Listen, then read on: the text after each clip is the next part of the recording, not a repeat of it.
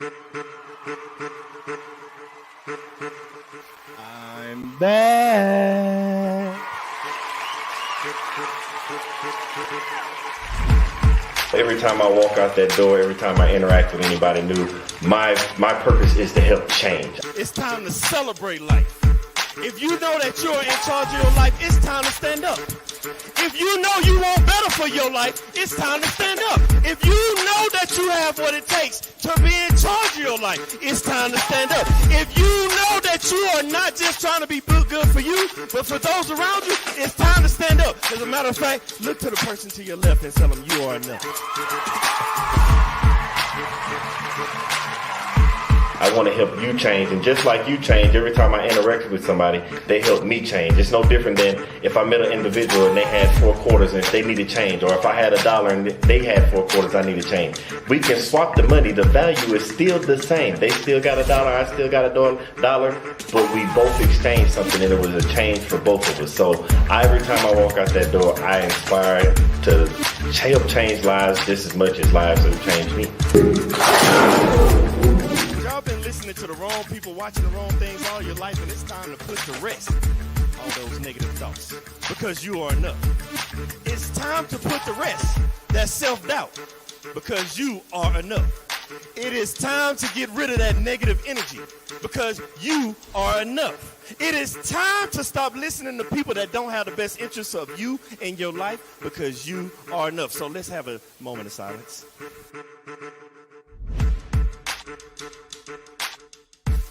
I want everybody to understand that you are the person that's in charge of your life. Everything that you have inside of you to be who you're supposed to be in life. You have a destiny, and that destiny can only be accomplished through you, by you, and only you, with the help of God. When you realize that you are the person you are, because you're not a carbon copy, there's only one you. They try to put you in a box. Society tries to put you in a box, but you can't be in a box. How can you be in a box when there's only one you? But then they tell you, think outside the box. What I'm trying to get you to understand is there is no box.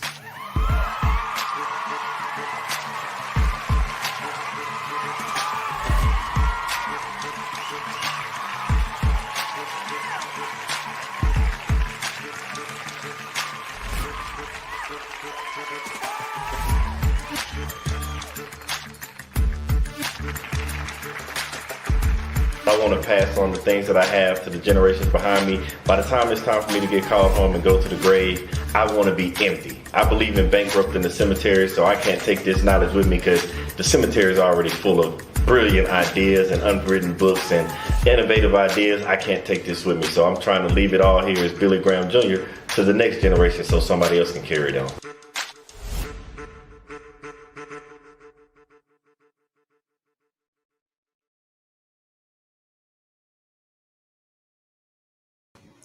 What's up? What's up? What's up? Man, I have been waiting to talk to y'all. I have been missing y'all. I'm glad everybody's tuning in. Welcome, welcome, welcome, because we're going to have us some fun tonight.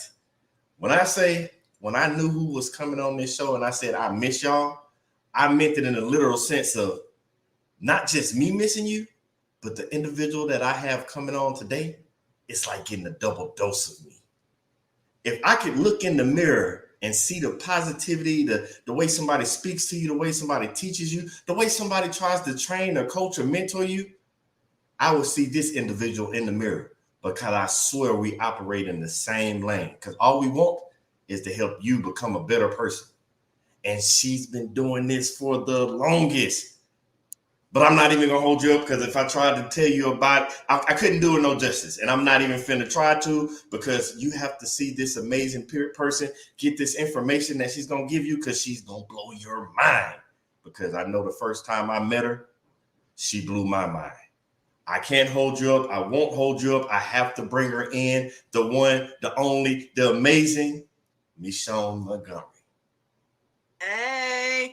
Hey, what's up? Billy Graham Jr. in the house. How you doing? Man, I am doing wonderful, blessed and highly favored. How about you?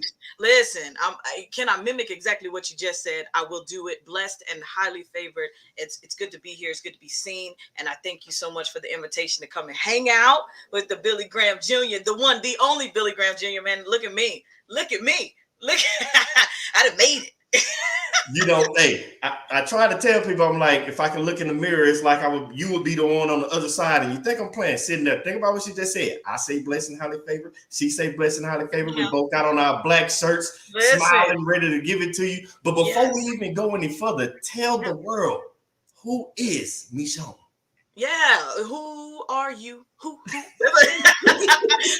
are you? Well, hello everyone who is joining in. Again, Billy, thank you so much for having me. My name is Michonne Montgomery, and I am coming to you from Las Vegas, Nevada, out here. About 100-degree weather today, so I hope you have something nice and cool to drink. Drink it for me, because it's hot out there. I am retired military, active duty, United States Air Force Master Sergeant, 20 years of service, and I am a now motivational speaker, trainer, and coach, living my best life, living in my purpose, and loving every moment of it, right? And so my goal, my vision for myself, and the reason that I exist on this earth in this form is to help every individual that I come in contact with become the best version of themselves. And so I'm your guide, right? I'm here to help you on this journey called life, and it is a blessing, it is an honor to be able to do that. And so that's a little bit about me. Of course, Billy will dig in and dive into some more, but that's on the surface.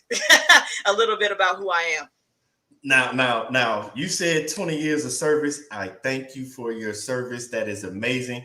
Everybody out there does not know, well, some people do, but that 20 years, not just of the military, but 20 years of dedication to anything in life is a huge accomplishment. So thank you on behalf of everybody else. Thank you for your service. But I got a question, because around here, we like to be a little transparent. We like people to know who we are.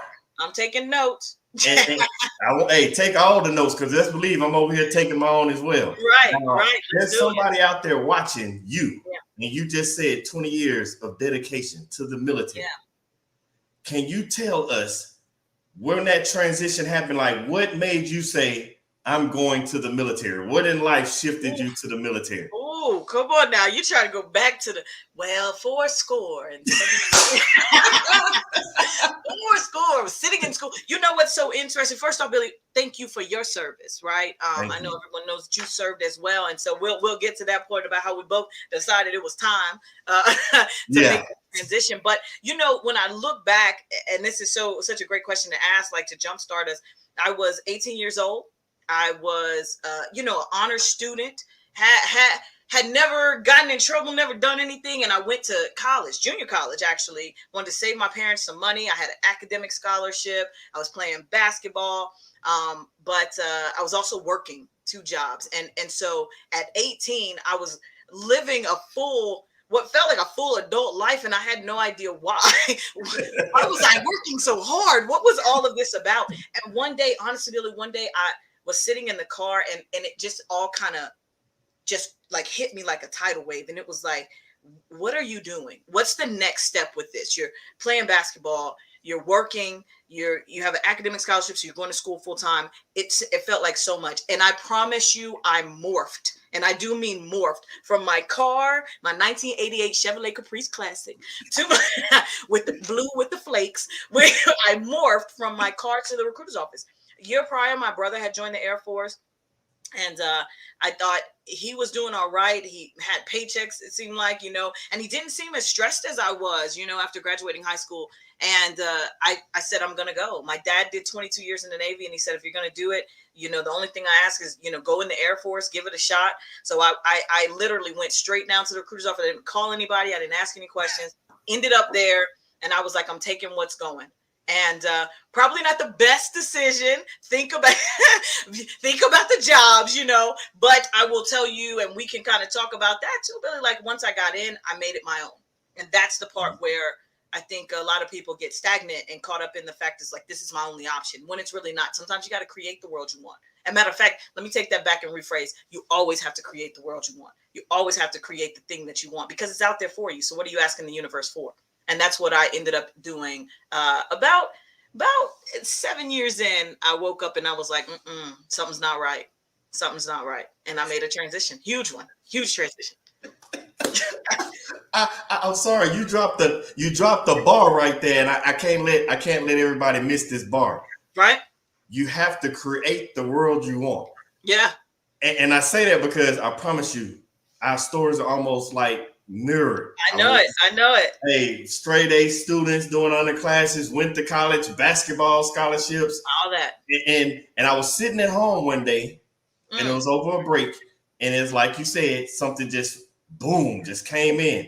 That's it. Only difference is I remember my morphing because I had a 1989 Chevrolet Celebrity gloss black sitting in the Oh driveway. my goodness! Stop playing. And I walked out the house. I have a car in the driveway. Right, I walked past the car and just started walking down the street. man. And I ended up at the recruiter's office. Stop it. Now, nobody in my family had been in the military, so I walk in the door. At the front was the Army. They were gone. I guess the lunch. On the other side, Marines. They were gone. I guess they had lunch. Other side, Navy. Nobody's in there. And at the very end of the hallway, was a light on. I walked in. I never forget her. I will never forget her face or her name. Beautiful black queen. Yes. Nick Sergeant Johnson. Only one at work. She's the only one at work. That's it. I She walk was there for in. you. Yes.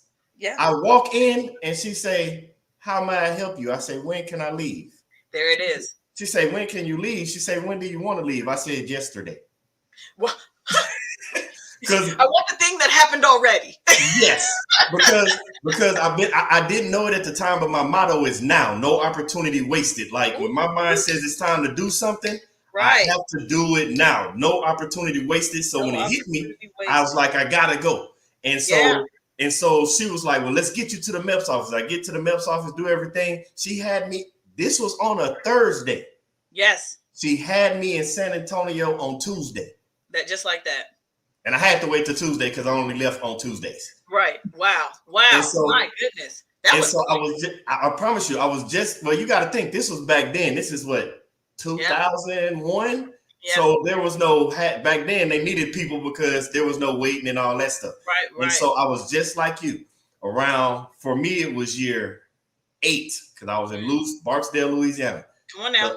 The light bulb went off. I say, What did it tell you? What did it tell you? What did it tell you, I Billy? said, well, why am I just going? Because at first I was just going to do 6 years and get out. Mm-hmm. Then me and my wife had 2 kids, and I'm looking at the economy. And the reason I say 2008 because that's when we first had that first recession. Recession, yeah. I say I can't get out. I got 2 little kids and a wife. We need this. Right. So something went off in my brain. Said, but they need more from me, not the military, my family. And at the time, the first light was they need more from me. So that means I got to start doing things to make rank, get this money, and get in a better position. But it was year 14, the light bulb went off because by now, 8 to 14, got my family rolling. Then I looked and I had mentors tell you all the time, leave something better than you when it was when you arrived. Yeah. Like year 14 running around. And it sucks to say this. Let's be honest. It's not just military, it's any business. Right. There are people in positions of power that should not be in positions of power. All day. That's real. And I noticed that certain people like me and you, our little voices wasn't getting heard down where we was at. Yeah. So I was like, I need to get to this position to start helping make some change. That's when it all shifted. And I started from 14 to 18. Right. I was driving because I'm like, I got to get in this position, help change lives for the people that were behind me. Yeah. Because they didn't know what they were doing. Yeah. And so, like you, and we'll discuss in the middle. Now let's stop right here. I want to go back. Year 14, because this year, I want everybody to pay attention to this. 14. Around year 14 is 15, somewhere in there is when I met Michonne. We were stationed in Italy. Avion Air Base in Italy. That's right. That's exactly. And so let me. This is interesting because let me back up and tell you how I got right there. Because I joined, I came in, and I knew the job wasn't calling me, but I didn't know what to do about that. You're 15 years old, you go to England, you're just living. I was just living and doing the job, getting a paycheck. And that was fine. It was okay. I was serving my country. I was doing that thing, but I knew, okay, Michonne, you're really good at numbers and math, and you're really, you're a brain person. Man. And you're out there doing something, tangible. It's like, I got to change that. So I started right then crafting it. When I got to tech school and they told me, they said, let me throw this out there to you, Billy. When they said, we don't put airmen in accountability. And I said, Call them. And so call them and tell them that this is what I'm good at. They called them, and guess who ended up in accountability? A1C Montgomery. First time they had done it. And I said, okay, then. I didn't think anything of it. It was just the way it went. I kept going, moved bases a couple times, and I got to Panama City, Florida.